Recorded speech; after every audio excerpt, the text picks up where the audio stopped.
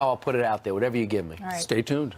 Let's hand it over to Jill, who has some headlines for us. Good morning. Good morning to you guys, to you at home as well. We do begin with a Fox News alert.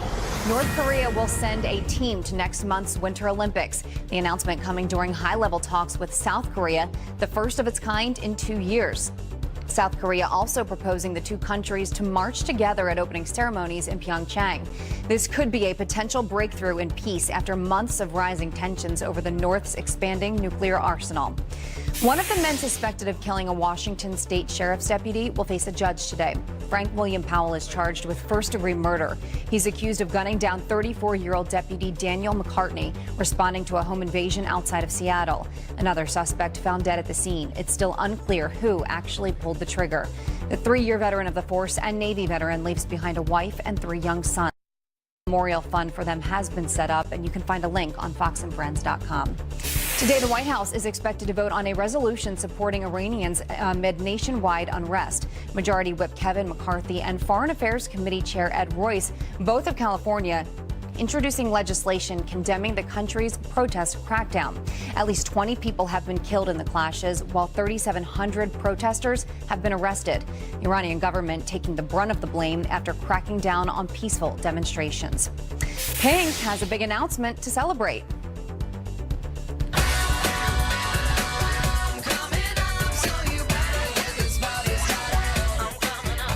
And here it is. She'll be getting the party started at this year's Super Bowl. The NFL announcing she's been picked to perform our nation's national anthem before the big game. This year, the Super Bowl will be held at U.S. Bank Stadium in Minneapolis on February 4th. So it's going to be very warm in Minneapolis in February, guys. No kidding. Right, we've been there. That's right. All right, thank you very much. Speaking of the big game. Close the roofs closed, it'll be warm. That's about it. We were just telling you about how before the big game last night, there are some news reports that a player for Alabama by the name of Bo Scarborough said something inappropriate about the president. He apparently has gone on Twitter and is now denying it. Okay. right. Let's hope he didn't. Yeah. Meanwhile, we just talked about it. No wall, no deal for Dreamers. So how will that go over when the president sits down with Democrats today? We're going to talk to senior White House communications advisor, Mercedes Schlapp. She's next. Plus, he wore socks depicting cops as pigs, but that's not stopping One magazine from honoring Colin Kaepernick and elevating him to a civil rights hero, kneeling right next to Martin Luther King. And they spent $30,000 building this dream tree house. One problem, they did not get a permit. Uh-oh. So is it going to have to come down? Right. The ruling coming up. We all have a dream tree Swiss house. Family Robinson. Nicest tree house ever. Yep.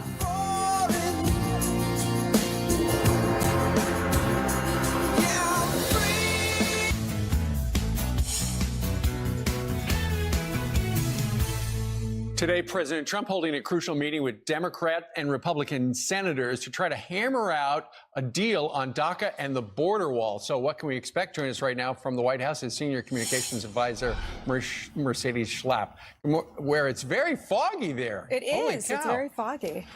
So Can you see the White House in the background or no? it's in the distance, indeed. Oh, there you go. But you know what?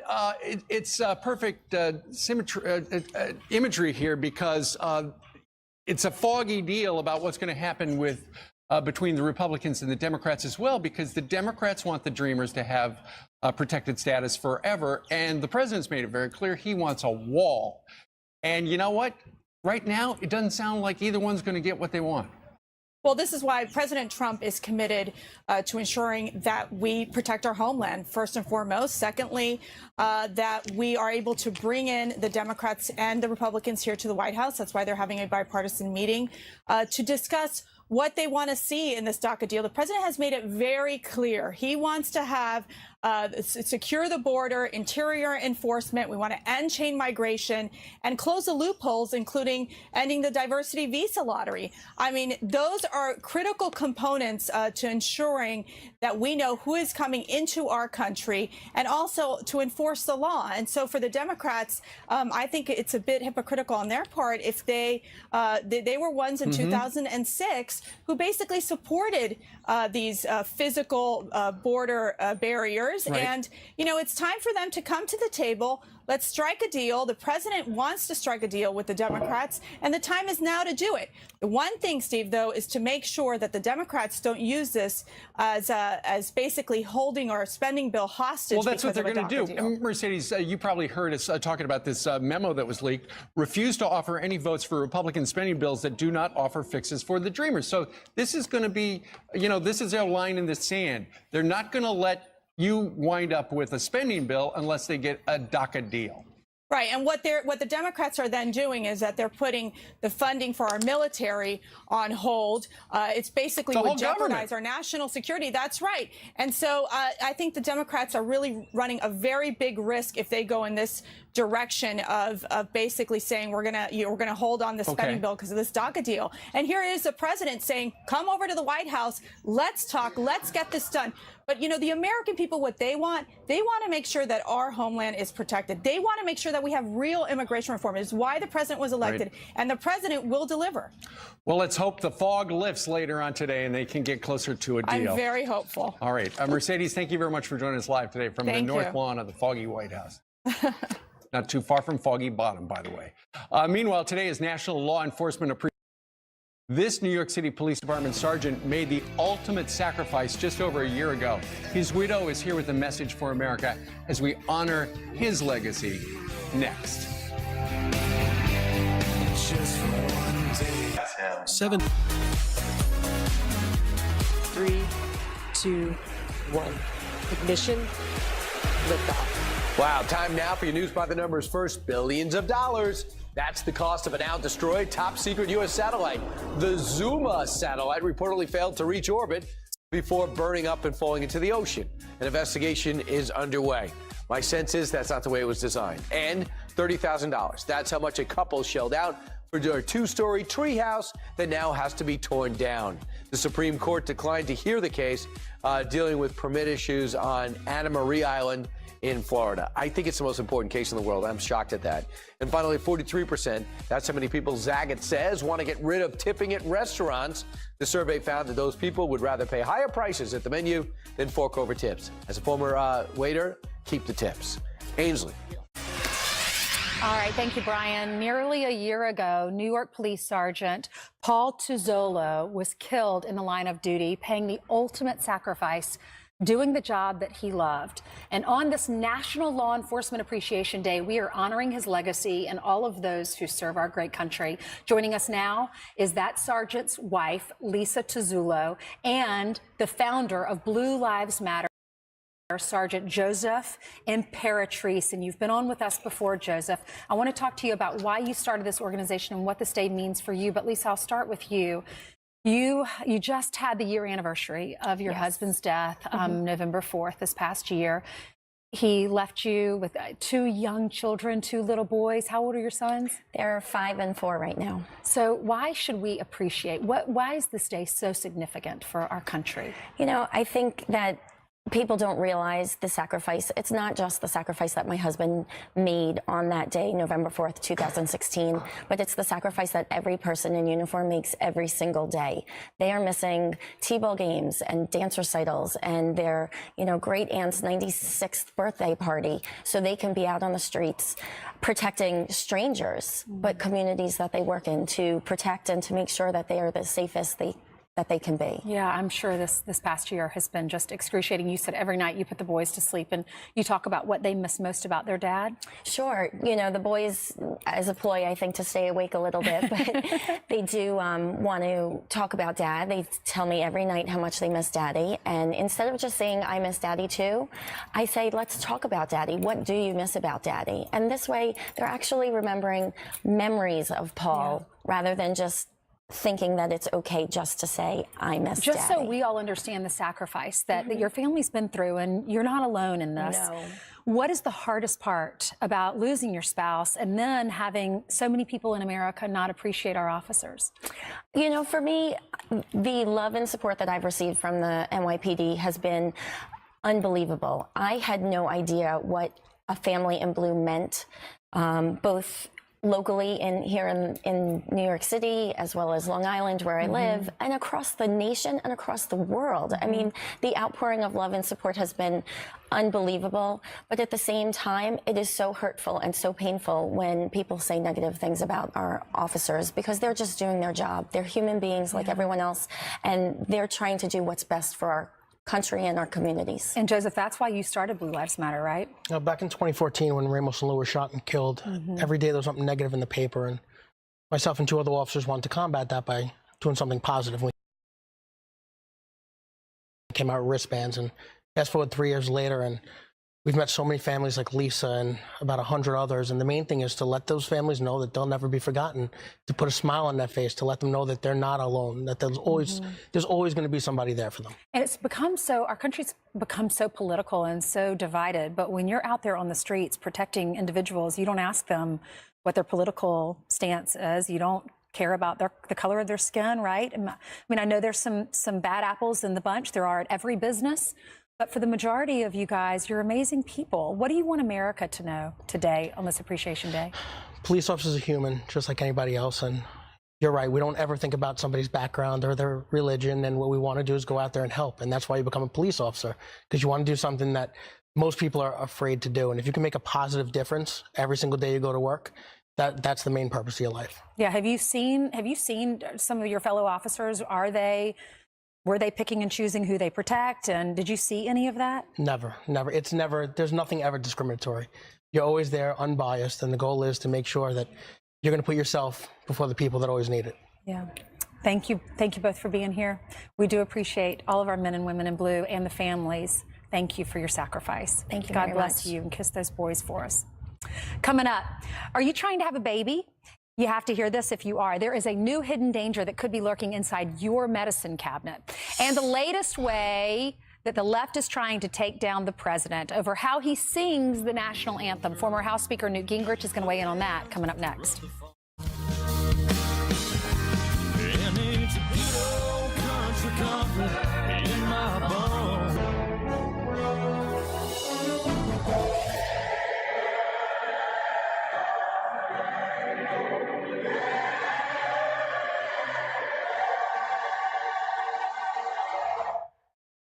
After a year of protests in the National Football League, President Trump showing the nation how to honor the flag last night in Atlanta. All right, the commander-in-chief standing tall on the field, hand over his heart, sang the national anthem ahead of the college football national championship game, won by Alabama in dramatic fashion overtime. The president was escorted out onto the field by members of the Georgia and Alabama ROTC color guard.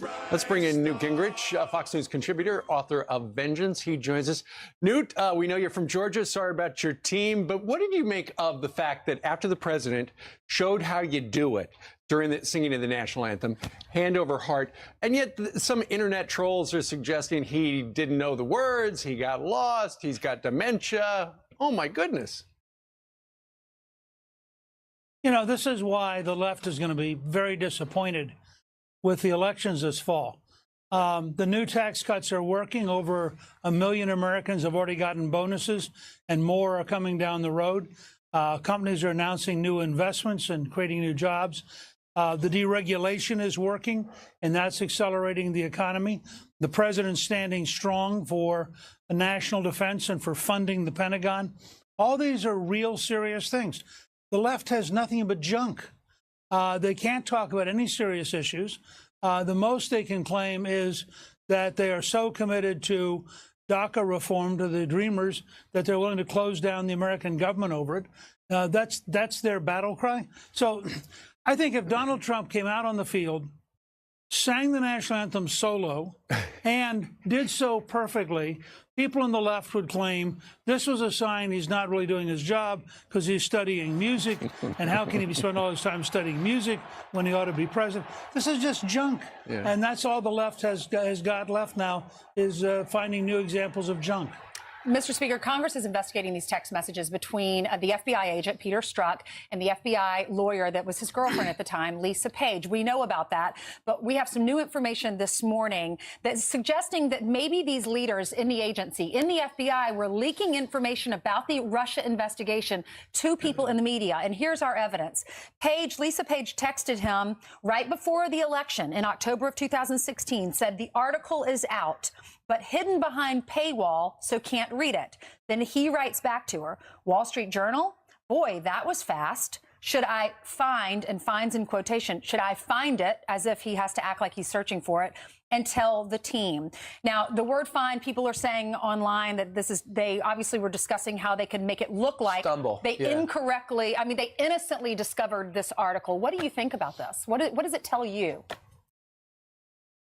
Look, the tragedy of all this is that 98% of the FBI agents are honest, decent people who join up for the best of all reasons. They want to help make America safe. They want to do their jobs. They're proud of the long history of the FBI. But you have at the very top 1 or 2% who really have gone sour and who clearly were engaged in things that were totally unacceptable. And this goes to the very top. It goes to Comey. It goes to the deputy whose wife had gotten over $700,000 in donations from Democrats, and he didn't recuse himself. And then it comes down to people like the two you're describing. But this zone of corruption is very dangerous and very real. And unfortunately, it puts a bad name on all the honest, decent, hardworking FBI agents.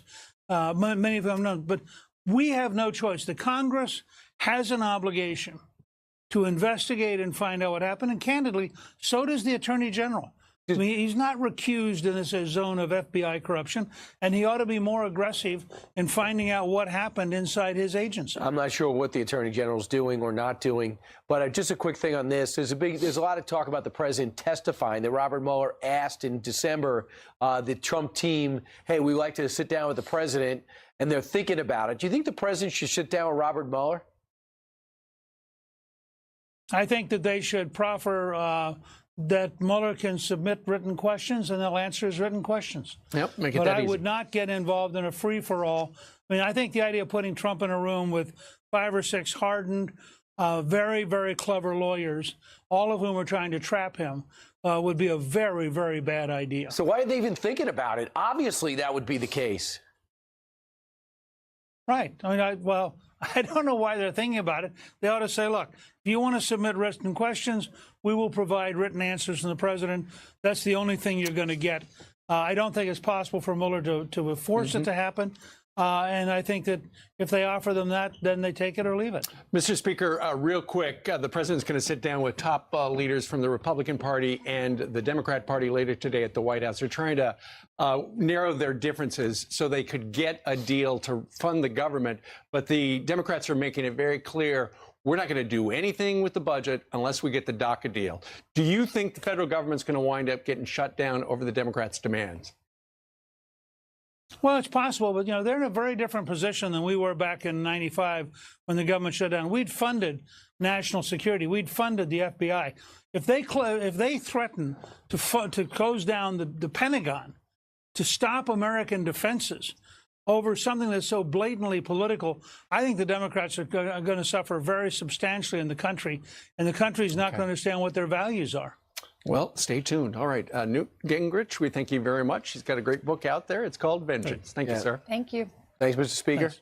All right, Jillian, you got the rest of the breaking news that you were working on. And first, you start with the circus. Scary scene. A very scary scene. Yes, we are going to show you this. So let's get right to this one, because a trapeze artist falls headfirst during a performance, plummeting 40 feet at a packed circus. Take a look. The horrifying moments are caught on camera.